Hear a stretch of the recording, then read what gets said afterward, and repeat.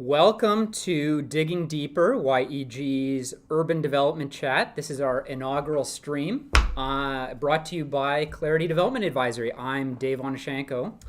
And I'm Raynon Soames.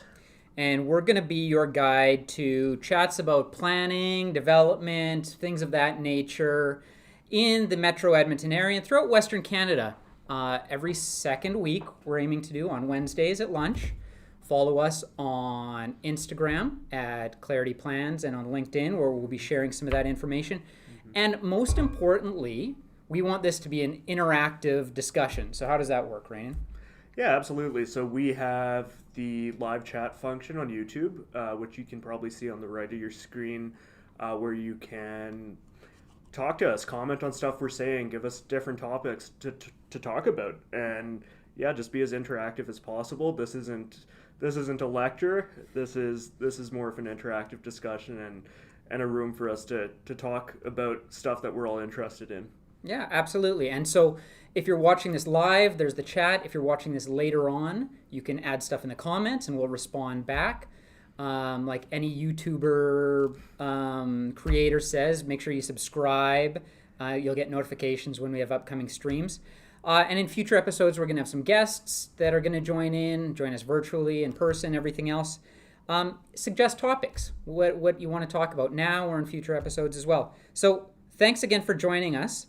Today's episode, our inaugural stream, is brought to you by our sponsor this week. It's YEG Gymnastics. YEG Gymnastics is Edmonton's newest gymnastics club, conveniently located in West Edmonton. If you haven't checked out their website and social media yet, I highly encourage you to do so. It is on point, as the kids say these days. Registration is now open for the fall and filling up quick, but most importantly, so is registration for summer camps. What a great way to keep your kids active and out of the house for a week or two during the summer. Register now at yeggymnastics.com and use the promo code SUMMER25, exclusive to this chat, for $25 off. Again, yeggymnastics.com, promo code SUMMER25. Raynon, why don't you start us off today? What should we start talking about? Absolutely. So we've thought of a couple of things that we like to talk about. We kind of previewed this in some of our social media, but I think topic one that we wanted to go through was the City of Edmonton's new tax benefit heritage program. What do you know about this, Dave? Well, I mean, obviously, there's been grant programs for heritage retrofits in the past, and so this kind of expands on it, as I understand. And if you spend a minimum amount of money or commit to spending that, there is an exemption from property tax up to 10 years. So what exactly is that minimum? What are the qualifying factors? Yeah, so as I understand it, and this is a very, very new program here, so if you are able to commit to investing $100,000 in the redevelopment or restoration of a heritage property, and we're talking about a designated property, a municipal historic resource, so not your auntie's house, but a something that has historic and heritage value to the city and province of Alberta, then you can qualify for up to $50,000 per year in incentive effectively in the growth of the tax amount that you would be paying through that redevelopment. Okay, and so is that, it has to be designated as a provincial resource then? We're not talking about on a municipal list. I believe it's, at this stage, it's the municipal list. There are obviously other provincial government incentives for heritage redevelopment, but yeah, I think this one is municipal. Interesting. Yeah. I will say though, I will add, like this is something that has become possible because of changes to the Provincial Municipal Government Act just 3 years ago, where they now allow incentives like this to be done on non-residential type properties. In the past, it was just for residential properties. Now you can do it on commercial, industrial, things of that nature. So this is the City of Edmonton acting on that change to the MGA and saying, hey, we have something that we value in our city, that's our heritage resources, and we want to use whatever policy we can to act on that and take advantage. Yeah. Well, that's great. I mean, this is one more tool in the chest for good development, preservation of historical buildings. I spoke a little bit about this in terms of different tools on Ideas podcast, where we talked about a variety of planning related things. But so this is big in the U.S. and it can be done differently. And so with federal designation, you can have effectively a property tax holiday or something, but something that you can actually use, something you can sell outside of that development program, and you can even take it and lend against it too and add it to your capital stack for development. So it becomes, and forgive me if the term is incorrect, but it is a commodity, something that you can leverage, sell, trade, but one more tool to help with the development process and the financing of development, and very important. So obviously that's not the case here. We're just talking about up to a 10-year tax holiday. Absolutely. Can you stack this against other historical grant dollars? Does that work? Oh, absolutely. As far as I understand it, there's lots of different incentives at the provincial level, like I mentioned, and the city of Edmonton has had funding for heritage rehabilitation as well, and I'm not entirely sure. We'd have to look. I don't think any project has yet been able to take advantage of this, so it's hard to say what the ultimate administrative sort of process is on getting this done. But obviously, there's the ability to access multiple types of incentive. Yeah. Yeah. Okay. Yeah. Interesting. Well, it's good. It's a step in the right direction. Like I pitched before, finances dictate everything, and one more tool in the chest to help good development projects proceed, preservation of our limited supply of historical resources in the city. These are great tools. So it'll be interesting to see how this is used and maybe how it's expanded on in the future. Well, and I mean, I'll just add, as anybody who's worked on any sort of heritage redevelopment, restoration type project would know, these projects are extremely risky in ways that a lot of other bare land type developments aren't. You're cracking something open that perhaps hasn't been looked at in 100+ years, and good point. You don't necessarily understand the structural components to what's going on in there. You don't know what mechanical issues there are in the building. There could be all sorts of it's a can of worms that you're opening up effectively when you do any sort of heritage project, and it requires a degree of experience that a lot of people interested in doing these projects don't yet have. And so any tool that you can have to help make that process potentially easier, slightly less risky, is absolutely something that I would agree with, I think. Well, yeah, it's great. It's one more item you can throw in your pro forma that says, it's a risk abatement tool. Yeah. It's whatever it is, but sometimes maybe it'll be that trigger that makes the project work. Absolutely. It'd be great to talk to someone who's got historical experience, maybe Belgian or some other developers. So anyone have any feedback on that, feel free to put it up in the chat or add it in the comments afterwards. That would be great. Again, we're going to try to keep this to about 30 minutes every second week when we do it. So we're going to move on to our next topic here. We have topic 2, the 102 Ave closure, pedestrian pilot. So why don't you introduce that, Rainin? Absolutely. So this is a pilot program that the city is sort of trialing for the next year or so.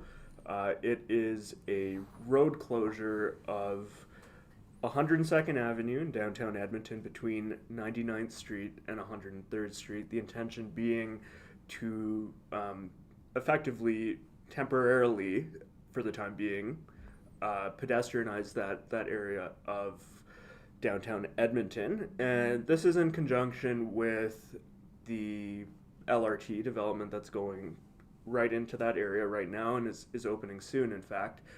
And, there's been some degree of controversy around this, I would say, Dave, but there's one lane of traffic, I believe, in each direction right now that was built in. Is that right? Just not in each one? direction. Oh, yeah. just one. Yeah, it's one direction, I think. Oh, maybe not. I'm not sure. We'd have to double check. Yeah. So, I mean, the intent here is to effectively try to shut that lane down over the summer and winter months this year, and come back with the potential bylaw to City Council to do that permanently, depending on how this pilot program goes. So you and I have talked a little bit about this before, and it's kind of interesting. And we have, slightly different views, and that's great. Mm-hmm. It's interesting. You said talking about closing it. It has been closed for a couple of years already, right? Sure. And it has been a canyon of a dead space. Now, COVID, changes to COVID, people coming back downtown, LRT going in, it's going to feel very different. Mm-hmm. I understand. My question is this the right place to do it? Is that a question to me? Well, I mean, good urbanism is something that should occur naturally too, right? Mm-hmm. When they talk about, needing to spend, and I don't know if there's dollar figures tied to the activation of it, but if you're going to need to spend significant amount of monies to activate it, where a lot of that corridor doesn't have public-facing, like street-facing businesses or anything. Mm-hmm. You got the backside of a mall. You got TELUS toll. There's very little street permeability. It's in the shade too, because of the buildings. I wonder if a pedestrian closure might be better suited somewhere else on some other corridors if you're trying to do it. Where would you be thinking? Well, I mean, you speculated 103rd, south up, leading up to the ICE district. And I think that's a great idea of something that could be done better. Take up some of the bike lane there that is, bike lane plus a parking lane. It's extra wide. Expand that along with the whole, it isn't center high anymore, but the redevelopment of that space. I just worry that, all this infrastructure is just put in, brand new. Yeah. And I worry that it's the wrong place to do it. I also worry, and this is where I may be wrong, but it creates a dead zone off business hours when you don't have a ton of pedestrian traffic, and now it doesn't have that eyes on the street of, passerbyers, vehicular traffic, of whatever else. And it's one more area that needs, especially without the, street-facing businesses, whatever else, needs some policing or enforcement or whatever else, because there isn't that naturally occurring traffic there. The LRT? At what frequency? And I don't know. It's hard to say. Yeah. So, it's one of those kind of things. Well, I guess that's the reason for it being a pilot program today and not bylaw that exists. Yeah. And we'll have to see how this goes and encourage people to go check it out as that closure happens and see what they think, whether there's things that could be done better, whether this would be more appropriate, like you said, in another place. It's interesting because you see this in cities across the world, and I don't necessarily mean just related to sort of pedestrianization or road closure, but initiatives that in some ways seem poorly placed or ahead of their time. And even thinking of like 104th Street downtown here, we did a major rehab to that streetscape and area 25 years ago, whatever it was. And it feels like only now were we starting to reap the rewards of that. Yeah, it took time. So it's kind of thinking, what are the short-term impacts and the long-term impacts? Perhaps, like you say, more crime or disorder in that area without the eyes on the street. But then do you also get a bit of that incentive for some of the downtown properties, including City Center Mall and some of the others, to start being a part of that and actually open up some storefronts and facades to the street there? I guess we're going to see. My bet is, put money, be strategic about it. It feels like it's a little spread thin. Sure. We're going to have to wait and see. But if you guys have feedback, comments, again, put it up in our chat live now or in the comments after. Would love to hear what the rest of those interested in the urban development community and planning community in Edmonton have to say. Absolutely. So, ready for topic 3? Sure. So, topic 3 is just a little bit of a different discussion. We're trying our best here to have a variety of different topics related to the development industry and planning as a whole over the course of these chats. And the third one that we'd like to talk about is a CMHC program called MLI Select. Could you tell us a bit about that? Sure. I mean, it's a point-based system that CMHC uses for multifamily multifamily development projects. And it's for new construction and existing properties that can provide loans up to a 95% loan-to-cost ratio. So, I mean, to spell that out for those who are unfamiliar with it, it means you have to have very little equity, very little cash, leveraged asset up front for a development project. Yeah. And it gives you a long amortized loan up to 50 years through CMHC at a set percentage. So with less amounts of equity, less amounts of money invested, with the right product in the right location, it's encouraging a variety of development, a multifamily development of options here. And again, it's just one more federal tool for affordability, but it's great for unlocking development projects. Some of that missing middle, especially. Right. So why might missing middle pertain to this more than other products that CMHC has out there? Yeah, I mean, one, it allows some of that smaller project to happen. So it's a minimum of 5 units, right? Yeah. And there aren't as many of the experience qualifications or things like that to reach that. And so some of the point system, it can be on accessibility, it can be on green features. One of the big things is affordability. And so in Edmonton, I think it's, the average rent based on their formula of 1/3 of your income as a maximum amount. I think it's $16.67 or something like that. We'd have to double check. You can correct us in the chat. Yeah. But if your average blended rental rates for your project, are below that, then and up to 50%, if you hit 50% below that, then you can, it's 100 points and you qualify for a lot of these things up to 95 loan to cost ratio. So there's different point system that you can accrue based on some of these things. Yep. But it allows, someone like, ourselves or, someone with development experience, but not, significant amount of equity, not huge, investors to build some of these smaller projects. But it's all the way up to, more than just your 5 units. It could be 10, 15, 20, 40. Right. And so this is specifically focused on multi-unit type residential development. Yep. It's not a commercial type.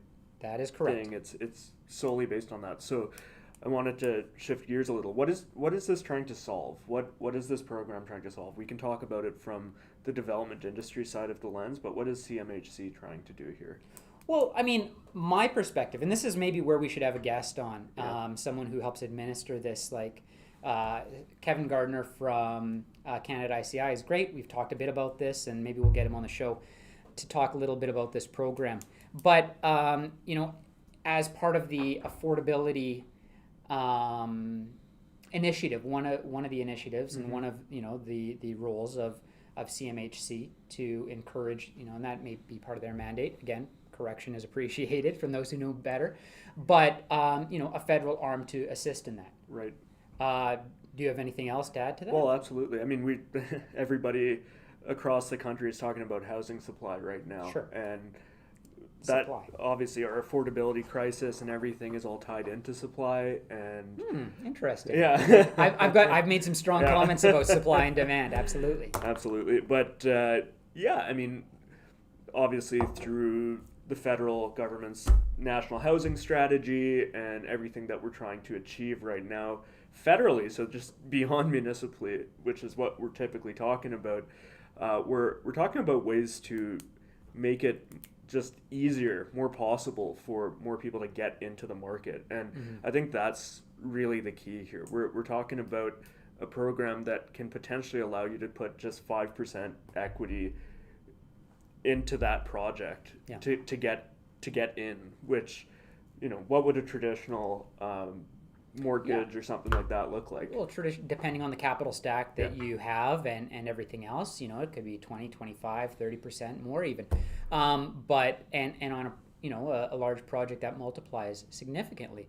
But you're right, at the end of the day, providing that supply and providing additional housing stock in a situation where it is needed.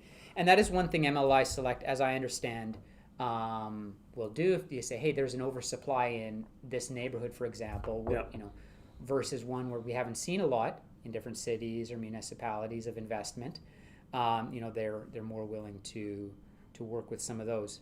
So it's great that, also for existing properties, it says, and this is renovation on some of the green components, accessibility components as well. Yeah, as I understand it, I mean, it's there's a variety of different metrics that you have to achieve, obviously. Right. Like on the accessibility side, you have to be able to have all, as far as I know, all residential units be visitable, have you can follow the Rick Hansen certification guidelines as one way of achieving those metrics. Even on the affordability, you'd mentioned sort of the medium renter income having to be effectively below market is it on a certain percentage of units, or how does that work? Again, a point system. It can I think it's 25 and then up to 50%, and that's based on that 30% of average income for the area in question. So Edmonton, Calgary, higher average incomes means higher average 30% rental rates that you have to achieve.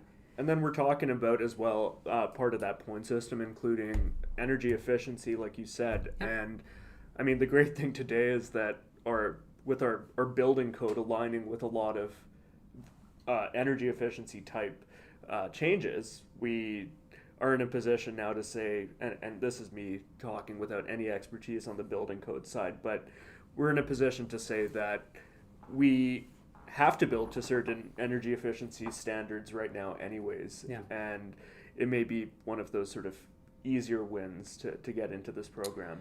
Yeah, and again, maybe this is a conversation for a future guest, like I said. So in a market like Edmonton or Calgary or maybe Fort McMurray or wherever else, where you have that higher disposable income and you can hit all your targets, your point system on the rental rate alone, right. And I should say this is for purpose-built rentals. We're not talking saleable product, just so that's clear. So maybe in a different market like a Toronto or a Vancouver, again, good question. Like I said, for a future guest, maybe you need to do something blended for it to make sense, because you can only do 20% to reach that average income, that 30% because it's lower.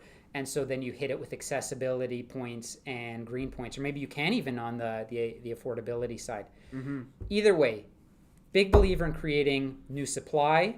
Supply and demand, basic of economics, is going to have a huge impact on price as a whole. And anything we can do to reduce barriers is a great advantage. And that's above and beyond handing out cash, handing out government loans and assistance. This is a great way to do it because it's a loan. It's your and my dollars going. That's ultimately going to be paid back, and it's creating new supply. So yeah, absolutely. And I mean, to kind of wrap up this point, I think we know well that there's a lot of people out there trying to do great things, and sometimes the ability to be able to actually have the capital to do those things is challenging. And it's just great to see programs like this coming out that I'm not sure about whether this has been researched and whether we know that there are surefire outcomes on the Canada-wide scale yet to a program like this. But it's great to see that there are initiatives happening. Well, and this is relatively new. This is just this spring, and this replaces previous programs they had. And it's great. So we're going to wrap up today. We're going to aim to keep these around 30 minutes max.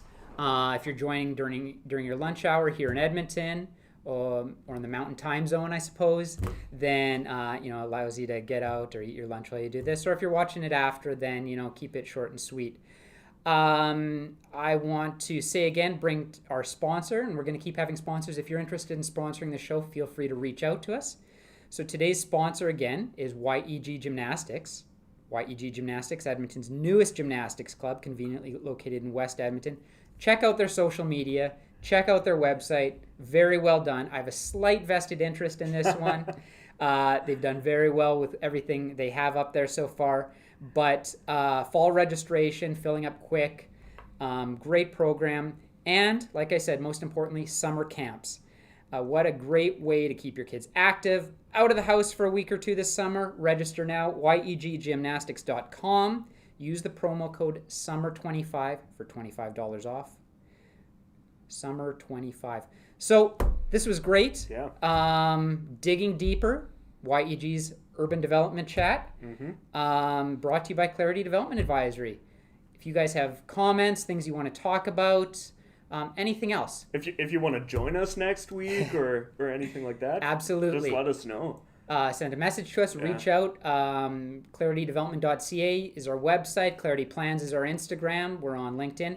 And subscribe to this channel. You'll get notification when we do this again. Happy. Like I said, this is going to be, no comments so far. Inaugural stream, that's okay. Yeah. But this is meant to be a conversation. Two-way. We'll respond during live and follow up with the chats after. Absolutely. So yeah, thanks for joining us today. I just wanted to give a quick shout out to our intern Shirley, who's sitting next to us here managing the stream and doing a great job of it. So thanks, Shirley. Absolutely. We couldn't do it without her. And we'll see you all in a couple of weeks then. Yep. Thanks, guys. All right, we'll see you thanks. later.